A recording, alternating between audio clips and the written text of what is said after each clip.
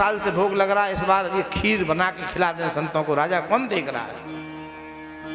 पंडा जी ने खीर बढ़िया चढ़ाई और खीर चढ़ा करके और भोग लगाई, संतों को पवा दिया। उसी रात्रि गंगा जी ने राजा को स्वप्न दे दिया। महाराज पेट भर गया।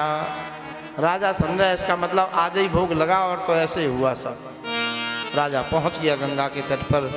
वो गरीब ब्राह्मण घबरा गया कि किसी ने लकड़ी लगा दी। पंडों में बड़ी खींचतान होती है, हाँ भारी जंजाल है।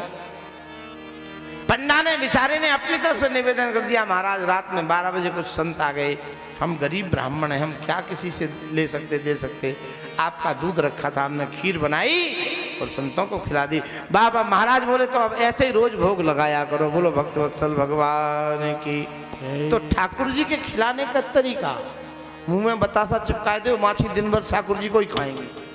हाँ देखते तो हैं शंकर जी को, एक पेरा ऐसा मीड के भुरका, वैसे चिटियाँ माछी गोजर ततैया सब शंकर जी। ये कोई व्यवस्था है? पूजा की एक पद्धति होगा करती है।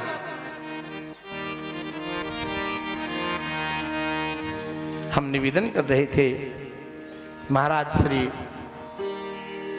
यज्ञ पुरुष भगवान बाराह पृथ्वी को लेके आए हैं और हिरण्यकश्यप ने डिंडी भी घोष करा दिया, कोई नारायण नाम नहीं लेगा। इसके 3 पुत्र थे और जब ये संकल्प हो गया तो इनके गुरुदेव शुक्राचार्य जी शालिग्राम शिला का पूजन करते। अब कैसे करें? तो छिपके सवेरे 4 बजे पूजन कर लेते। एक दिन नारद जी ने कह दिया, देखो गुरु जी को देखो जा करके, और शालिग्राम जी को कमंडल में रखते थे। ये 4 बजे पहुंच गया। शुक्राचार्य जी ने कहा, प्रभु आज बड़ी मुश्किल की बात है, किसी ने भेद दे दिया, अब आप बचो। हाँ ठाकुर जी जल के डर के मारे पूरे घुल गए एकदम। शुक्राचार्य जी ने प्रार्थना तो की, प्रार्थना में बड़े बड़े गुण होते हैं। हाँ जयपुर में आज भी वो मंदिर है श्री गोपीनाथ जी महाराज का, उसमें कोई क्षत्रिय नहीं जा सकता है आज भी। नियम था, महाराज आमेर महाराज आते थे तो भगवान की माला राजा को पहनाई जाती थी। एक दिन माला बहुत अच्छी थी, पुजारी जी बूढ़े थे, तो राजा के आने में देर थी, बोले चलो थोड़ी सी प्रसादी हम ही पहन ले, हम पुरोहित हैं, हमारी माला राजा के गले में जाएगी तो कोई दिक्कत नहीं है।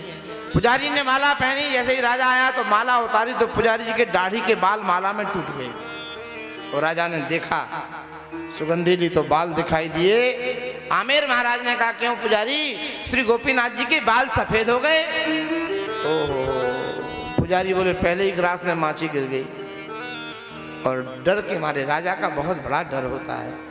उस गरीब ब्राह्मण ने कहा, हाँ महाराज बाल सफेद हो गए? बोले हाँ, कल मंदिर के भीतर जाके देखेंगे, एक बाल अगर सफेद मिल गया तो तुम बचोगे नहीं, इसी मंदिर में फांसी लगवाऊंगा। महाराज राजा का चित्त है, कोई नहीं जान सकता। महाराज भर्तरी कहते हैं, नृपस्य चित्तम कृपणस्य वित्तम दुर्जनम मनोर्थम मानवानाम त्रिया चरित्रम पुरुषस्य भाग्यम दैवो न जानाति कुतो मनुष्या। गोपीनाथ जी के पुजारी बैठ गए चौखट पे, रो रहे, प्रभु आपकी बदनामी होगी, जीवन भर आपकी सेवा करने वाला फांसी पे लटके।